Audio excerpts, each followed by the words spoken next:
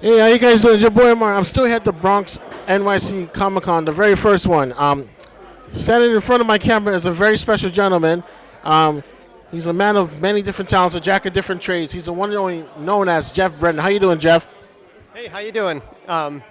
What do you want me to kind of talk about a little bit what I've done? And that kind of thing? Well, this is what we're going to do. So, Jeff, how did you get your start? How did you fall in love with art and animation?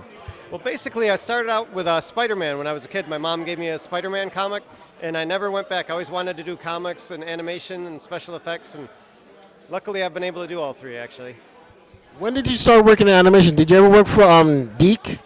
No, actually, my first job, it was a company in Brooklyn called TTC, and they went out of business. It was a small company. Nobody's ever heard of them, but I met people there who got me like another job, and first from there I went to Sony, and I was at Sony for a while. Then I went to Stretch Films, and you kind of meet people at each different job, and they get you more work.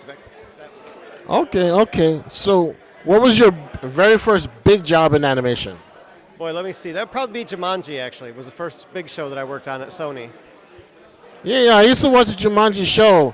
It had that strong '90s vibe animation. Yeah, it's true, actually. Yeah, that was a great show because it was a lot of good friends that were working there. That were and it was like a fun action show, and it was really I had enjoyed working on that show a lot.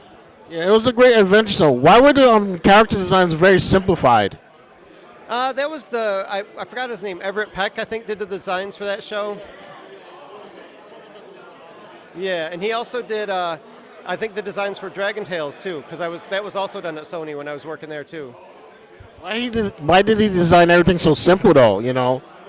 For animation, you have to have it kind of simplified because if you put too much detail, it's difficult to animate. You don't see that a lot in American cartoons, but Japanese anime, they have a lot more details, but it takes a lot longer to animate it that way. Well, here's the funny thing: like most Japanese cartoons are animated by the same kind of people. Like they send most of their cartoons to Korea anyway.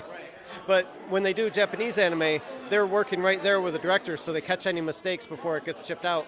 I've had stuff that I've done where you indicate like what you want from the cartoons, and it comes back and it looks terrible. But you're dealing with overseas, and you got to send it back and forth, so you have to be really specific, and that's why they keep it really simple too.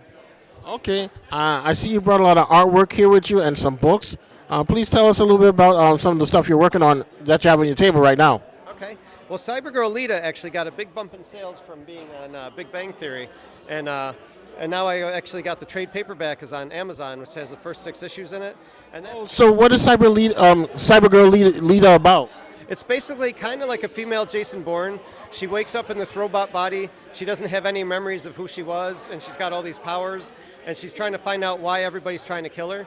And as it goes through the story, it turns out that technology is outlawed, and she's kind of like the advanced technology, so the people in power don't want her to get that power out. Okay, that's cool, man. Well, I hope your book is more successful. I also see you got some Simpsons comics. You drew the cover?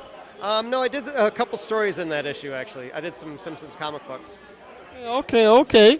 And also, I see you got some Wonder Woman and some X-Men going on here. Yep. These are commissions, actually, that I was doing for people. Can you so kind of show the camera? Sure. Which one? I'll show. Anyone you want. Okay. Yeah, this one is this is a pencil version of an old cover that I did a recreation of. I do a lot of recreations for people. Sometimes they want them exactly how they look. Sometimes they want me to change them a little bit, but I do quite a bit of those. That's the blessing of being an animator. You get to recreate magic. That's true. So I also noticed you have some storyboards on your table as well. Would you tell us a little bit about that as well? Yeah, some shows that I worked on. I've got, I believe I've got Jumanji there. I've got Courage the Cowardly Dog there, Dragon Tales, Baby Felix and Friends, Family Guy. I only did the pilot of Family Guy. I only did it was. Holy shit, that show is fucking crazy. Yeah, I only did the pilot though, and I didn't really get paid for it, so I don't really promote that one as much. But so. But yeah. It's all good. Have you ever worked on anything like the Ghostbusters cartoon? I worked on Extreme Ghostbusters actually. I don't know if you can see. It's on my sign here too. Oh, okay. Yeah, I see Egon is right in front of you. Yeah, yep, that's true. Yeah, that's in my book too. I can show some storyboards from an episode in here. Let's see. Oh, and the nanny. We were talking about the nanny before too. Yeah, he's the guy that made that wonderful animation for the Nanny TV show. Yes, that I worked with that same director on Rosie O'Donnell as well. Actually, we did the animation. Little Rosie.